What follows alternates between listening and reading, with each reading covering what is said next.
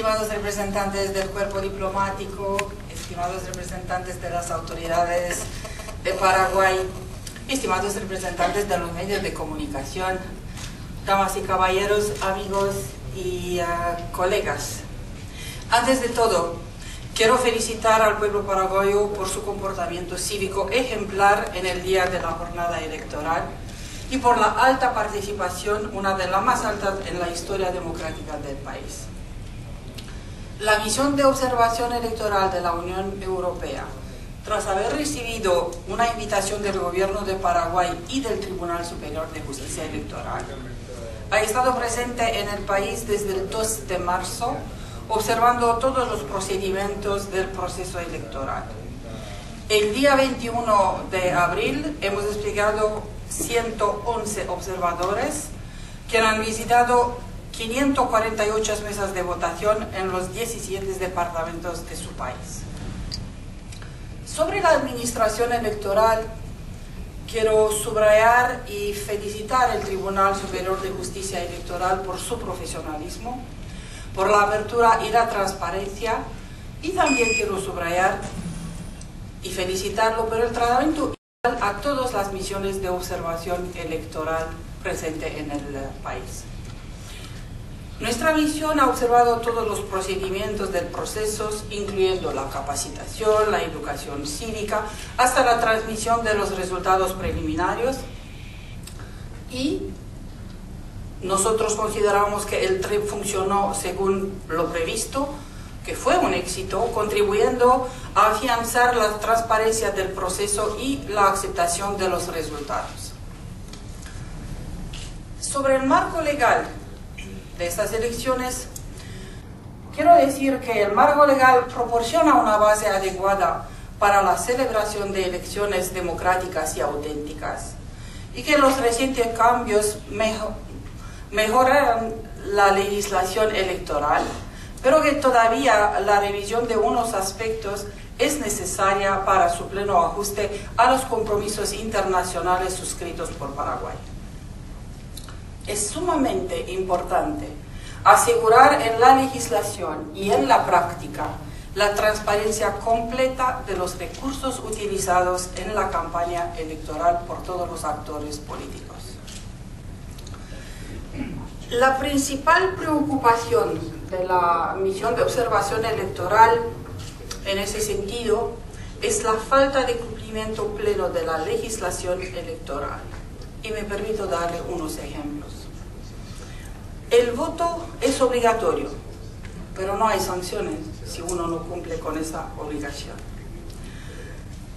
En el día de la jornada electoral, todos sabemos que el Código Electoral, a través del artículo 306, prohíbe la publicación de resultados de sondeos a boca de urna. Pero que hemos visto a partir de las 9 de la mañana, esos resultados han sido publicados.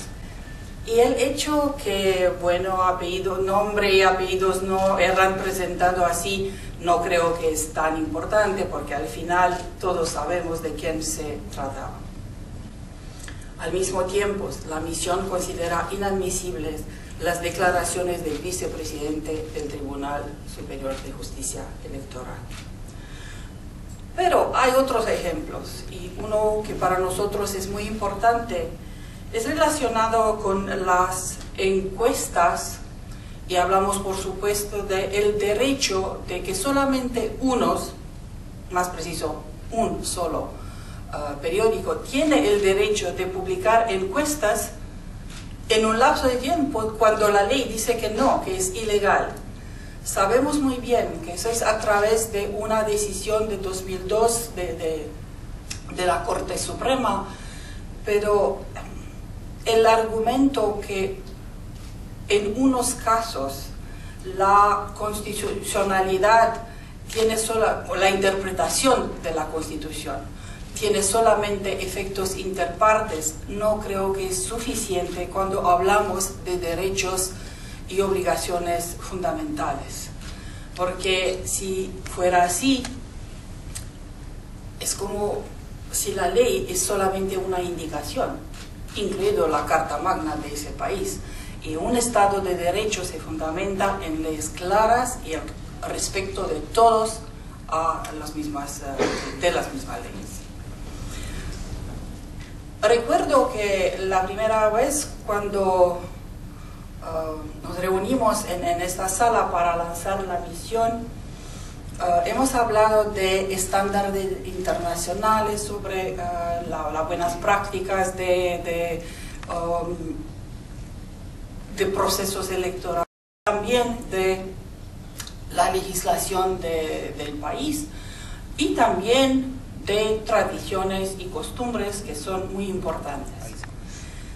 Después de quedarnos en su país varias semanas, por supuesto que no sabemos todos del país y de la historia del país, pero creo que podemos permitirnos decir que las tradiciones y las costumbres no pueden ser aceptado como para permitir conductas que no son conductas correctas o que representan una violación de la ley, o más que eso, un atentado a la dignidad humana.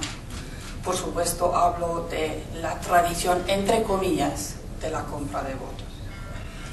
Eso no es parte de un folclore, lo hemos visto con nuestros observadores, también colegas del Parlamento Europeo, también colegas observadores de largo plazo y de corto plazo, y por supuesto que hablo al mismo tiempo de el corralón, el vestido corralón, que es claramente un atentado a la dignidad humana, y nosotros hemos visto con nuestros observadores 7 corralones unos días antes del día de 21. Y también pensamos que la tradición muy fuerte, de verdad, de la pertenencia política amplia en ese país y del control mutuo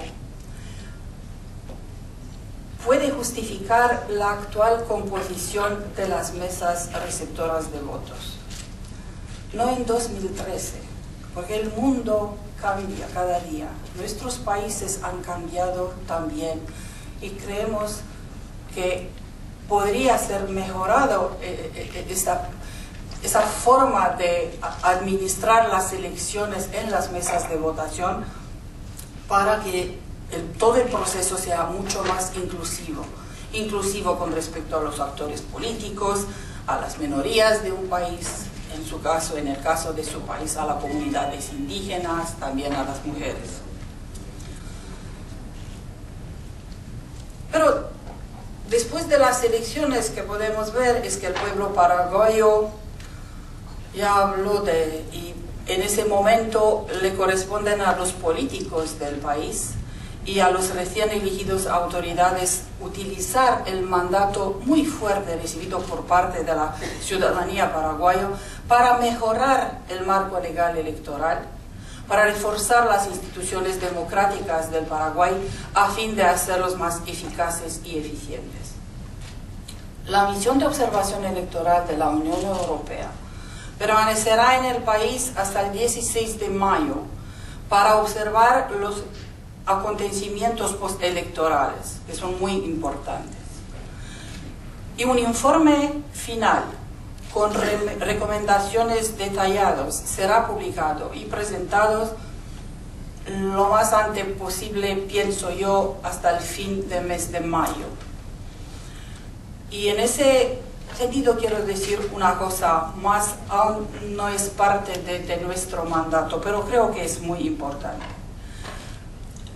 Es muy importante que Paraguay y la Unión Europea tengan una colaboración muy estrecha. La Unión Europea tiene el deseo y, muy importante, también tiene el presupuesto para ese tipo de colaboración. Y espero de verdad que en ese sentido unas de las recomendaciones que vamos a hacer serán de verdad implementadas en el país. La misión expresa su agradecimiento al Gobierno del Paraguay, al Tribunal Superior de Justicia Electoral y otras autoridades por su cooperación.